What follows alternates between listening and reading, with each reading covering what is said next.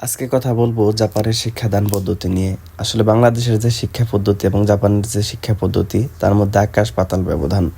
বাংলাদেশের শিক্ষা পদ্ধতি আসলে কাগজ কলম এবং বইয়ের মধ্যেই সীমাবদ্ধ, কিন্তু পৃথিবীর যে বাহিরের দেশগুলা বা ধরেন জাপানের যে শিক্ষা ব্যবস্থা সেটা সম্পূর্ণই আলাদা। পৃথিবীর অন্যান্য দেশের শিক্ষা পদ্ধতিগুলো একদম হাতে কলমে শেখানো হয়। তো আজকে আমাদের ক্লাস থেকে সবাইকে নিয়ে গিয়েছে একটা কমিউনিটি সেন্টার, বা এটাকে বলে যে বিভিন্ন প্রাকৃতিক দুর্যোগ কিংবা যে কোনো কিছু আসলে কিভাবে সেটা প্রতিকার করতে হবে কিংবা কিভাবে নিজেকে সতর্ক অবস্থানে রাখতে হবে সব কিছু শেখানোর জন্য আমাদেরকে আজকে আমাদের ক্লাস থেকে অনেক দূরে একটা জায়গায় নিয়ে গিয়েছে। প্রথমেই আমাদের নিয়ে যাওয়া হয় একটা সিনেমা হলের থিয়েটারের মতো এরকম একটা প্লেসে। এটা একটা থিয়েটার বলা চলে।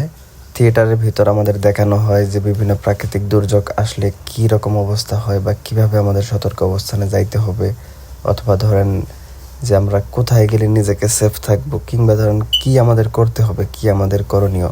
তো সেখানে গিয়ে আমরা ভিডিওগুলোতে সব কিছু দেখতেছিলাম যে আসলে বিভিন্ন যে প্রাকৃতিক দুর্যোগ আসে সেগুলো আসলে আসলে কীভাবে মোকাবেলা করতে হয়।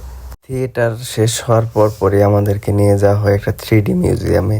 আসলে 3D মিউজিয়ামে নিয়ে যে এগুলাই দেখানো হচ্ছিল, এটা হচ্ছে একটা ধ্বংসস্তূপ। এখানে ভূমিকম্প হলে কিংবা অন্যান্য যে দুর্যোগগুলো আসে প্রাকৃতিক, সেগুলো হলে কি অবস্থা হয়। এই যে এটা হচ্ছে একটা বাড়ি, এটা থিয়েটারের মাধ্যমে আমাদের দেখানো হচ্ছে। এই যে বিল্ডিংয়ের কাজগুলা ভেঙে ভেঙে পড়তেছে। আসলে ভূমিকম্প আসলে হঠাৎ জাপানে কিভাবে বিল্ডিংয়ের গ্লাসগুলা ভেঙে পড়বে এটাই দেখানো হচ্ছিল।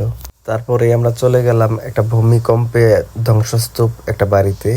এই বাড়িতে ভূমিকম্প হয়েছে এবং ভূমিকম্প হওয়ার কারণে 2জন লোক মারা গিয়েছে, এবং কিভাবে তারা মারা গিয়েছে বা মারা যাওয়ার কারণ কি ছিল সেগুলোর বিষয়ে আমাদেরকে সতর্ক করছিল। জাপানের বিভিন্ন প্রাকৃতিক দুর্যোগ এবং তার মোকাবেলার বিভিন্ন পদ্ধতি আমাদের শেখানোর পরেই আমাদের নিয়ে যাওয়া হলো আশ্রয় কেন্দ্রে। আসলে প্রাকৃতিক দুর্যোগগুলো যে আসে এবং পৃথিবী আপডেট হওয়ার কারণে বা প্রযুক্তি উন্নত হওয়ার কারণে আমরা আসলে জানতে পারি বা বুঝতে পারি যে কখন প্রাকৃতিক দুর্যোগগুলো আসবে। তো প্রাকৃতিক দুর্যোগের পূর্ব প্রস্তুতি হিসাবে কি করতে হবে সেগুলো আমাদের শেখানোর পর নিয়ে যায় আশ্রয় কেন্দ্রে, যে এখান থেকে কোন কোন জিনিসগুলো আমাদের প্রয়োজনীয় সেগুলো কালেক্ট করার জন্য। তারপর ধরেন কোনো বিল্ডিংয়ে আগুন লাগছে, উপর থেকে কিভাবে নামতে হবে সেগুলো আমাদের প্র্যাকটিক্যালি শেখানো হয়েছে। তো সত্যি বলতে জাপানের আসলে প্রত্যেকটা মানুষকেই শেখানো হয় নিজের প্রতিরক্ষা।